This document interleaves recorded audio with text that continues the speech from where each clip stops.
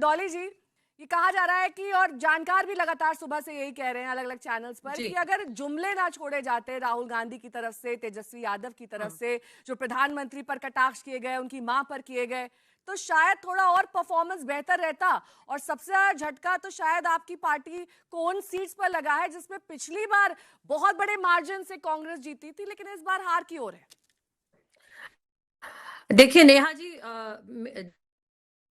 जनता का जनादेश सर माथे है। लोकतंत्र में हार और जीत स्थायी नहीं होती है, लेकिन जनता की जो समस्या है ना, वो स्थायी नहीं रहनी चाहिए। जैसे इनको जवाबदेही हमेशा रखनी चाहिए। मैं मुबारकबाद देना चाहती हूँ एनडीए को, इनको जनता दल यूनाइटेड को और बीजेपी को उनकी जीत के लिए शुभकामनाएं। लेकिन हाँ, इसके साथ साथ ये भी कहना चाहूंगी कि परिणाम चाहे जो भी हो, बिहार की सच्चाई उससे नहीं बदलती। अब कम से कम ये पलायन युवाओं को वहां ना करना पड़े।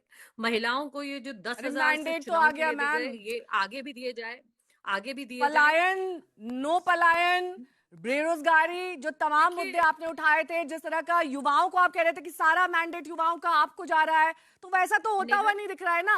अब आगे नेहा की तस्वीर, आगे के 5 साल आपको आत्ममंथन तो करना होगा ना, कि कहां गलत हो गए। नेहा जी, ये तो मैंने पहले ही कहा कि जनता का जनादेश हम सर माथे लेते हैं।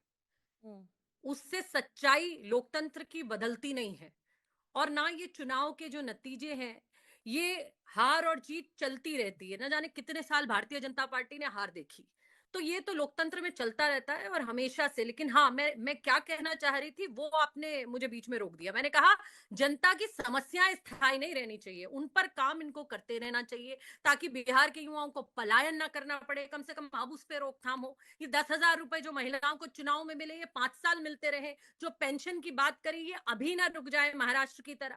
जो सिलेंडर के वादे किए थे 450 के राजस्थान वालों को और अब तक नहीं मिले, वो ऐसा ना हो, दिल्ली की तरह ना हो। तो कहने का मतलब ये है कि ठीक है, जो भी रहा हम उसको स्वीकार करते हैं, अपनी हार स्वीकार करते हैं।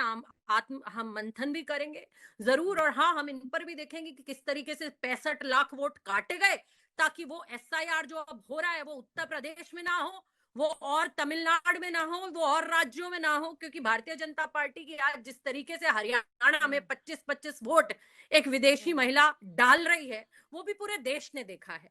वो भी आज पूरा देश समझ रहा है कि किस अरे, तरीके से आपने कहां एसआईआर को वोट इतना चोरी बड़ा मुद्दा करके ये बनाया। कहां आ रहे हैं।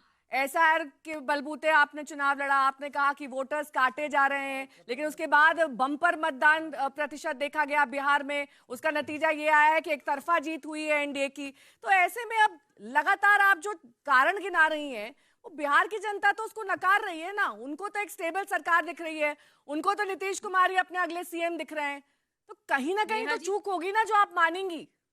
नेहा जी, मैंने आपको हम्म। पहले ही कहा हम तो आत्ममंथन करेंगे, लेकिन जो 65 लाख लोगों के नाम कटे हैं वो भी इस देश का सत्य है। बिहार के 65 लाख लोगों के नाम काटे गए हैं हाँ, घुसपैठियों के नाम ठीक पर। है। घुसपैठिए तो ना ठीक जाने है, कितने मिले, घुसपैठिए थे, लेकिन 65 जो लाख भी लोगों थे, के नाम काटे लेकिन गए।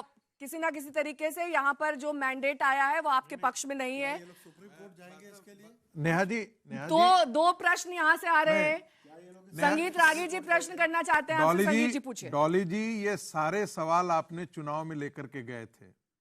ये चाहे घुसपैठ, चाहे ये आप एसआईआर का मुद्दा हो, चाहे पलायन का मुद्दा हो, चाहे रोजगार का मुद्दा हो, आपने यहां तक कहा कि हम 30,000 देने जाएंगे, लेकिन लोगों ने विश्वास नहीं किया।